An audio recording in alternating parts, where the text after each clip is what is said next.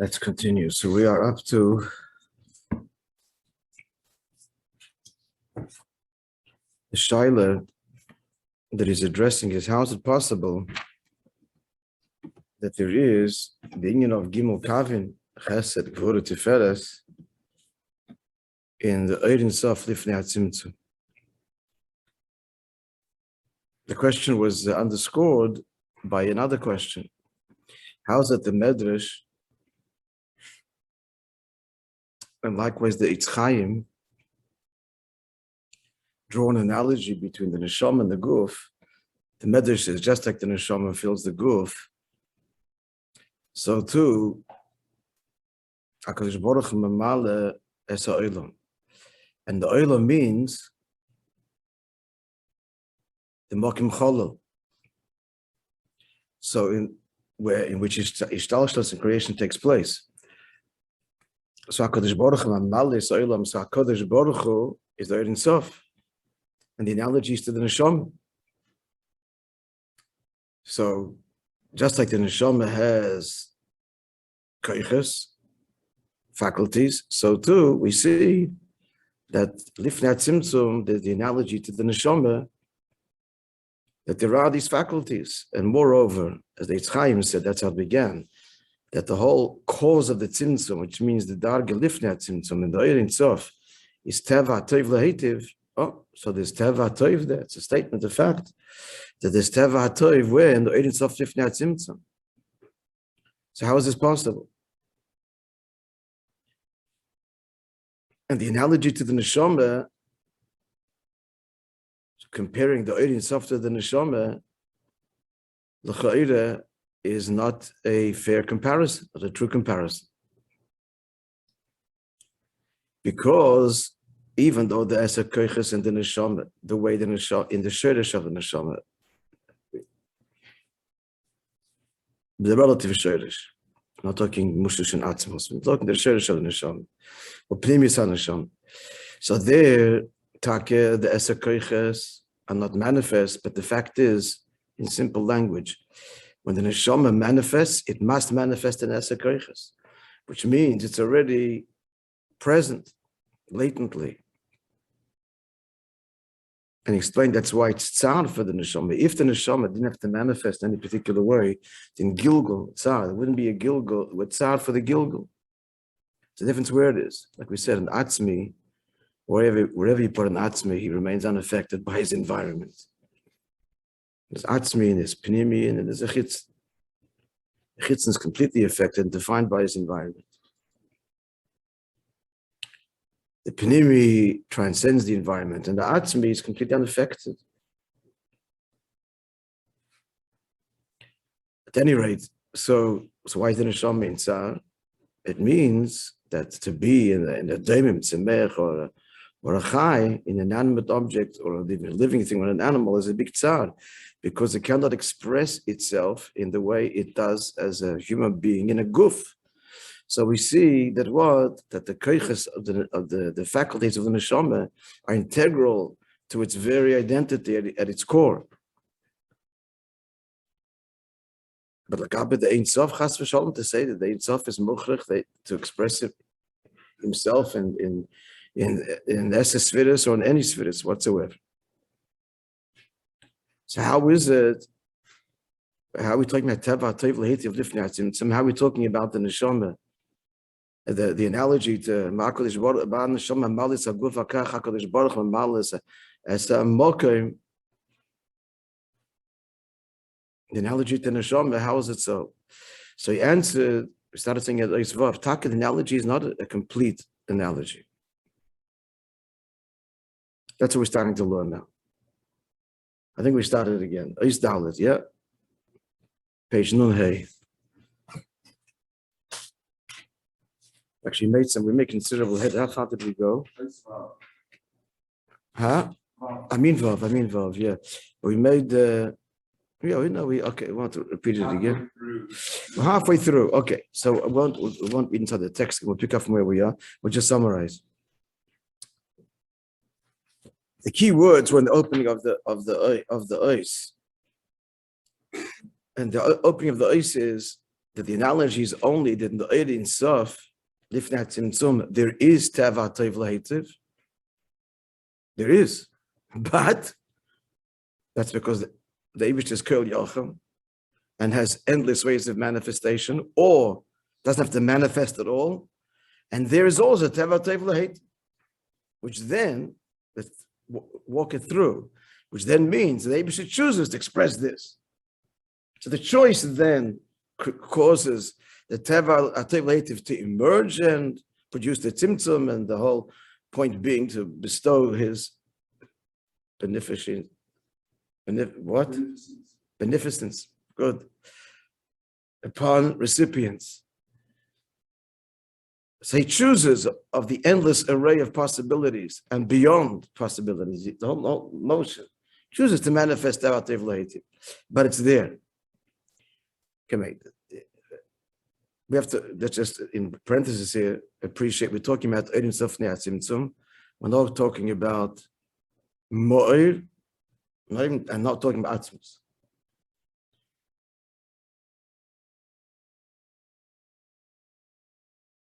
Because on those dargis, it's not true to say even there, Kol Yochel. Kol Yochel is a decision also to be a Kol Yochel. Kol Yochel implies already, bottom line, otherness. Yochel what? Yochel to express. If you say express already, there's the admission of otherness, something on some sublime level. If you're talking any Gdorim, any kind of definition, there's an admission already of Metzius, period, of something, of things, of notions. It's all the decision of Atzmos to give rise to all of this. And there, obviously, no hechrich. But here the chiddush is, the point is, even in the Ein Sof, we're talking Giloy, this is already manifestation. We're talking Giloy, In this Giloy, this primary fundamental Giloy of the Eibishter, it's the potential, what kind of Giloy? For everything and nothing. Here it's already true to say Kol Yochel. Atzmos is even higher than Kol Yochel. It's a decision to become Kol Yochel. To express Kol Yochel kite. But here in the Ein Sof, so there is, yes, there's the union of Teva Tov, but not that he's bound to it. Mashenki in the Neshama must manifest in these Eser Koiches, which is really a subject for itself. How does it work for the Neshama? The subject of the Neshama is a whole, obviously, a sugya shleim, a whole sugya in its own right. Just remember, we pointed out yesterday that we speak Neshama and we speak the source of the Neshama, it's Chachma Datzilus. That's what the Alter Rebbe says in Tanya. He uses the words chelik lekami bal mamish. It defines that as Chachmosei Yisborech. Later in Chassidus, layers are pulled back, and it's meaning the Rebbe's Chiddush but before the Rebbe, that the Neshama is Mushish in Atzmos Mamish. But as we said yesterday, that's Mushish in Atzmos. There's no identity of the Neshama there. Even though the whole Kavone, Atatetzave, is to be Megale in the tzir of the Neshama, the Mata, it's Shoydish in Atzmos.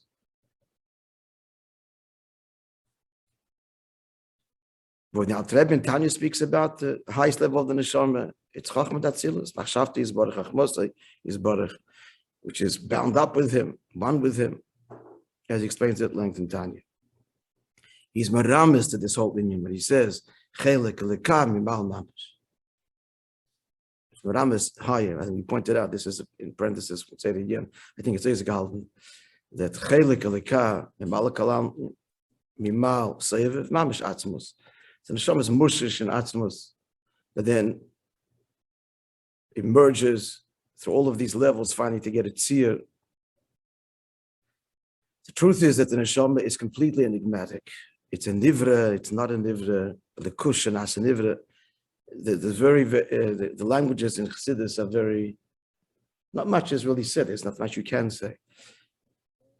Old times, if you look in what it's called, the Biur Mitanya, the new set of beautiful Swan Mantanya, what do they call it now? Huh? This Mavera said, Tanya, what's her name? Tanya. Anyway, if you look there in the Ha'odas and so on, he really explores it, gives us the first time such oasis are mentioned before the Alter Rebbe Sefer called Shefer Tal, who has, by the way, living descendants here in Montreal.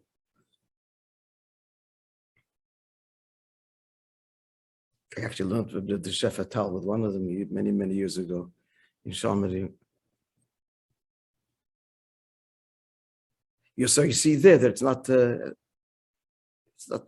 clear, neat what a neshama is, because it's not a nivra. It is a nivra. It becomes a nivra, but it's not a nivra. It's shoyrish. Anyway, so as we said before, I think the easiest, the simplest, when we speak about neshama, we start in chachma datzilus. Shoyrish mushish and atzmus. Finished. Aklaponim point here is that the neshama must manifest. That's a koiches. It must manifest. That's true. That it's at the level of chachma datzilus, like chachma, like is mufshit. Chachma at the level of chachma, it's transcendent and has potential for all kinds of expression. In fact, koyach means koyach ma, it's the potential state of existence. True, but when it manifests, it's got to be this way. Now, tzarich iyun, why? Why, if it's potential, why? At the end of the day, is because the kavanas atzmos of dirat tachtonim, therefore it's got to be this way.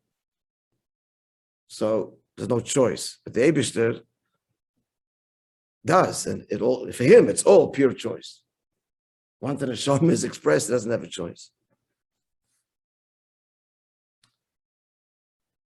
Okay, so the summary of all this is that the analogy taka is not thorough, not complete, between what? Ein Sof and the neshama.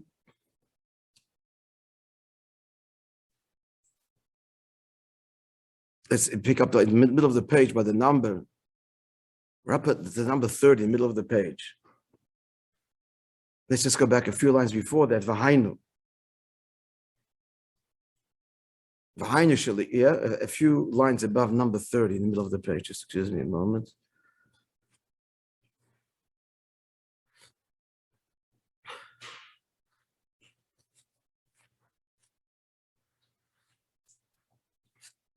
V'hainu shali yoisai chinas.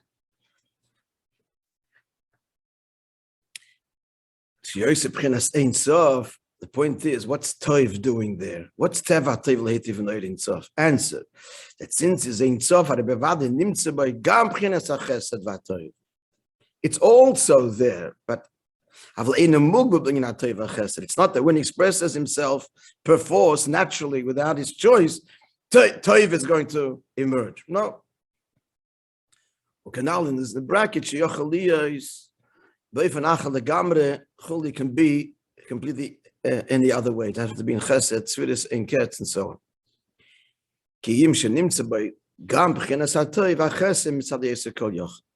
Because he is kol yochel, so there's chesed there too, and then the decision to express chesed.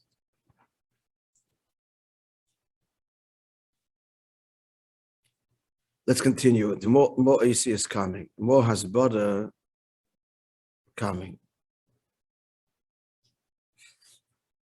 Okay, let's go. This is the Chazal in the Medrash. Borich said this frequently, that he is the place of the world,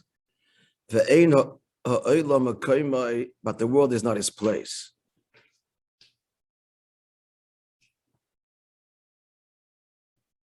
Meaning, he is the place of the world, which means allowing for it, creating it. So he animates all of creation. As creation is in this hardcore creation post-Tzimtzum.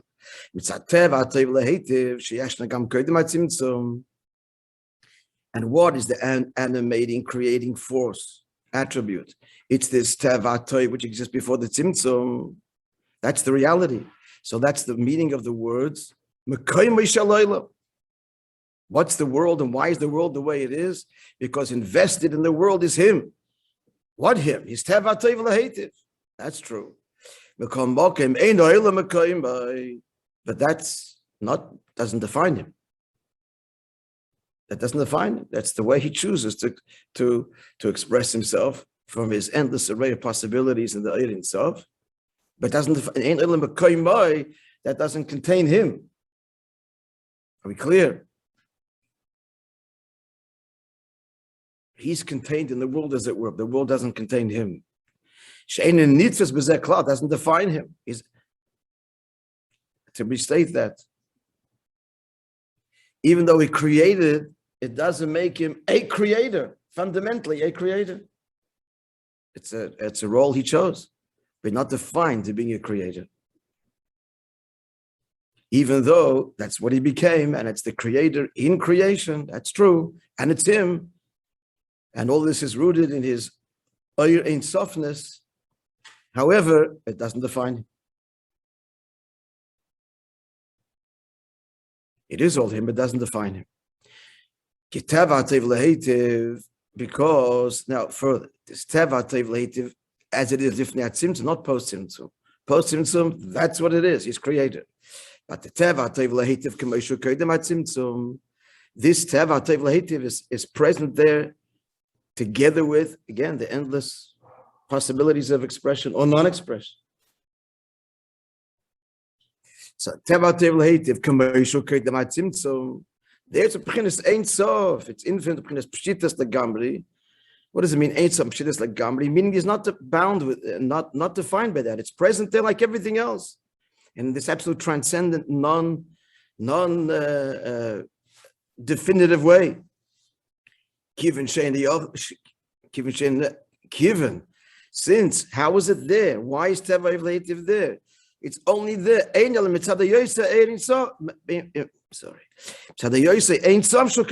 Because he's the infinite one, and therefore that too.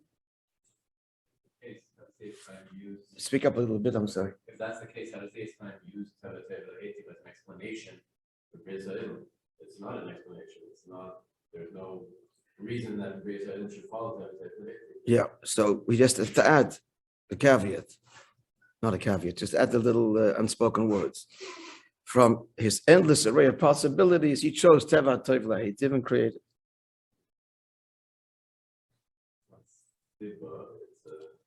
It is a sibba in what's creation built on? It's built on mashpia, makabel, and giving. And that's it. Look at creation. What's its foundation? It's all good. It's all bestowal. It's all love. Because he decided in his endless possibilities, that's what he's going to express and create. To add that, that's what this Maamar is doing. That's what the Maamar is doing for us.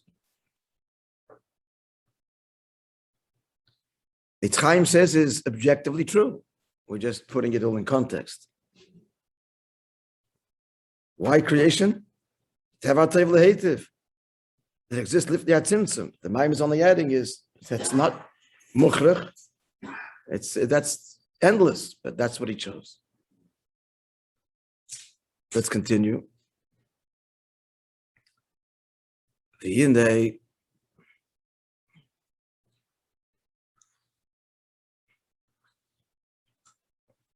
We're talking chagas now.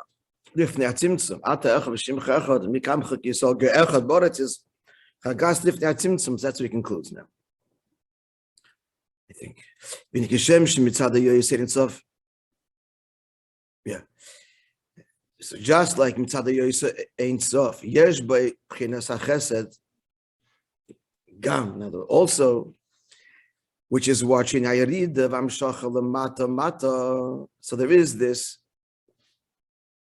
quality of chesed. What's chesed? It's hashpa, to descend adin ketz v'shir, and to bestow upon recipients at the lowest levels. As we said the other day, if you're the moment it comes together, the decision, which by chesed, Ozel and Kula Yomi says in Zohar, all of the other midas come from and with chesed, because once there's bestowal, so there's not bestowal, there's a mata, and there's aliyah and yarid, and then there's tiferes, and the rest really follow. Bemis, the rest really follow. In order to be effective, you need mitzvah and h'tשכ, you need hoid and yesod and malchus. It's really they're all properties of how to facilitate chesed. Proper chesed needs gvura, needs discipline. You want to give, I can't spoil the child, it's got to be gvura. And all that Ibn Tanya illustrates really beautifully and foundationally all of the svidus in the Nefesh Adam. We understand how one is integral to the other, but it all starts with chesed. It all starts with what? I want a recipient, I want to give him love. I want to show him love. That to be effective, you need everything else.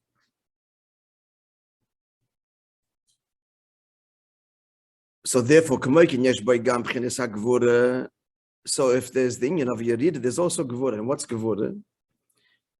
Not just holding back, but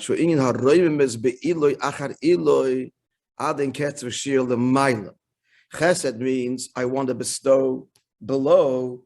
So you're creating this whole hierarchy. That means there's aliyah, there's ascent. If there's ashpa melamayla lamata, then implicit in that is melamata lamayla. Ascent, gvura.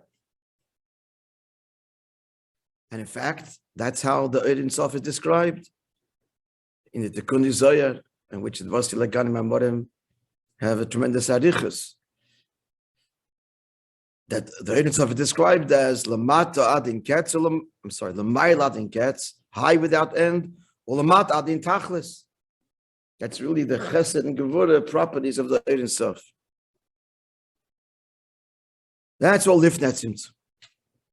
It's all lifnat tzimtzum. We're speaking maila and mata, lifnat tzimtzum. Yeah, as the choice of his expression, again, amongst the array of endless possibilities, and there's maila, and there's mata, and there's aliyah, and there's amshach. So that's ata echad. Then the second, v'kav ha'gvura l'achar tzimtzum. So talking about gvura now, sorry. So continuing the discussion of gvura. So gvura l'achar tzimtzum nimshech min ha'gvura k'meishu koydem ha'tzimtzum. So like chesed, post tzimtzum is rooted in chesed, lifnat tzimtzum, lamcha nasata. So to gvura, it's all nimshech from the end of gvura, lifnat tzimtzum, which you describe now, lamayla mayla adin ketz. Sheshama b'chinas ein tzav b'chinas pshitos, but the way it is, the gvura, the way it is in lifnat tzimtzum is infinite and pshitos. In other words, it doesn't say this is God, it's saying this is Hashem expressing himself, not this is him. Likewise, Tiferes, v'chein v'gam b'negiel l'kav Tiferes, showing his skalalos be'beisa kav and chesed. So once you have chesed and gevura, then there's the fusion. That's Tiferes. So that too is sheshna gam koydem ha'tzimtzum. And from it, men nimshach kav Tiferes lachar ha'tzimtzum. Avol shom b'chinas ein sof b'chinas pshitos. We're kind of clear there. It's yeah. Okay, it goes a lot deeper, friends. In those zayin. But let's conclude here. V'zehu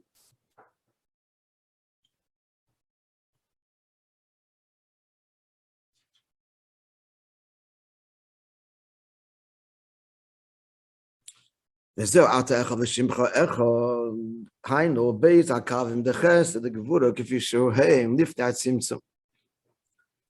So echad, as he pointed out in the beginning of the tefillah, is all as these midas, these kavim. I don't call them midas yet. The word midah, so I mean, the language is all relative, but the term midah means a measure, and it's too defining to call it a midah lifnat tzimtzum. But a kav is much more ethereal. A kav is means literally a line, but it's even more.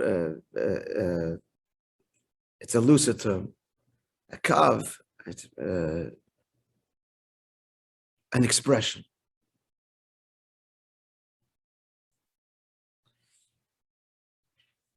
So this is all if that seems to the afshem behem nimshcha kavim the chesed gevura the chesed gevura lachar tzimtzum. And even though they are the source of chesed and gevura post tzimtzum, where it's already highly defined, zilus and lower, before that nak, which is going to revisit. We call malkin if that tzimtzum b'chinas achtus ein sof. The way it is if that tzimtzum, it's bound up with him and truly infinite. Therefore, the Chagas is described lifnat tzimtzum as ata echad, v'shimcha echad, and so on. Mikram chak Yisrael ge'echad ba'aretz. That's b'chinas Tiferes. Gam k'meisha b'chinas achtos ha'ein sof. B'chinas achtos ha'ein sof. There too, the way it is in bound up with the Ein Sof and purely infinite.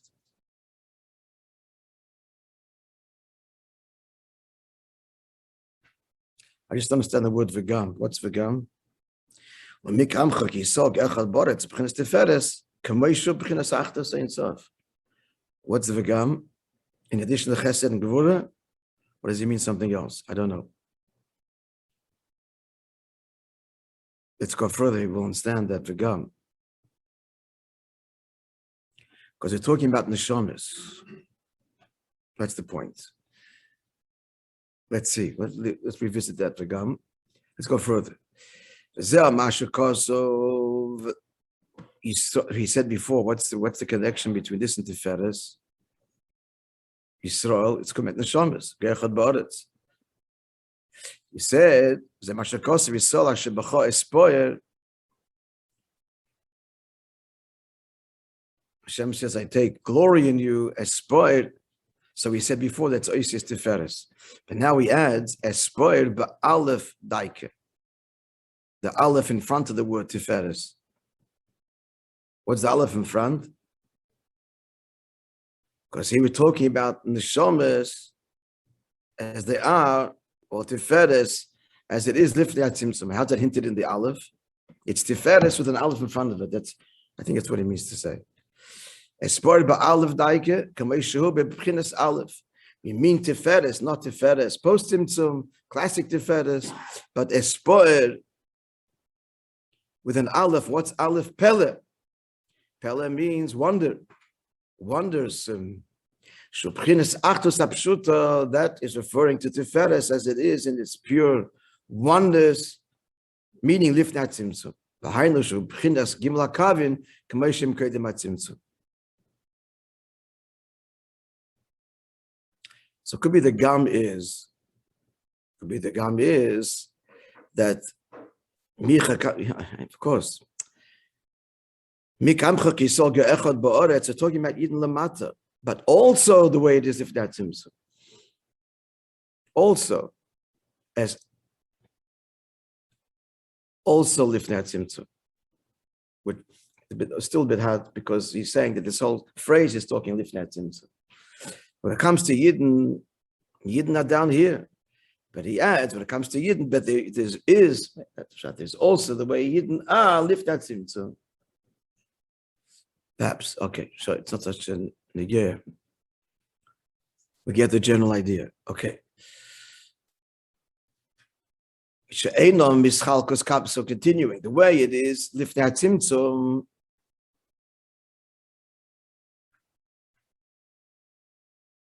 so there's not mamish, it's chalkas kavim, mamish, actual division, but it's all in this potential. It's from there the kavim will emerge in their clear definition. It's all potential. And in pshitos means divested of boundary. Poshet. But that's the gam again.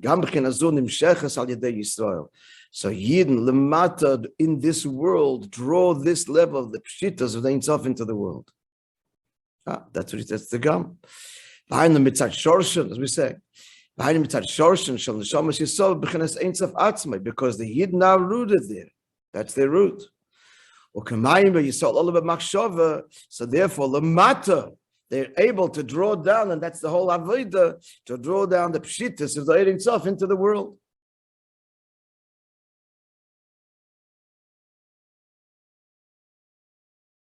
Yeah.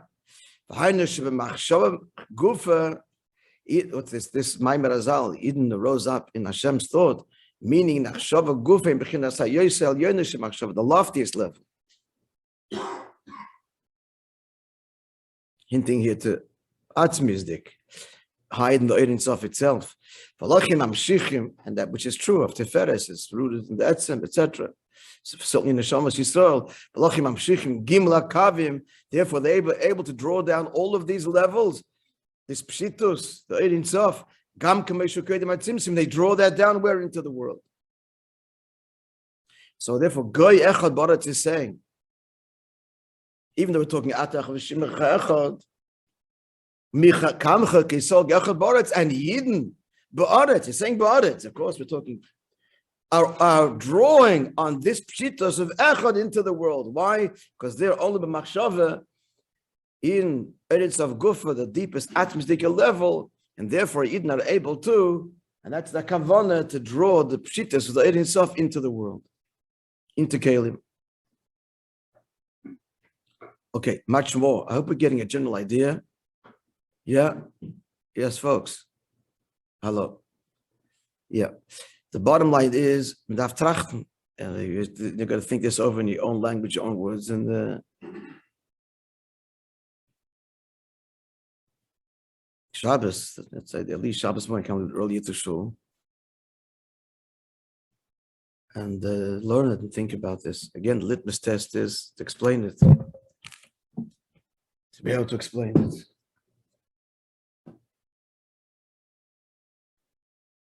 Why not try and explain it to your wives? That'd make interesting discussion. It certainly raise the level of discourse.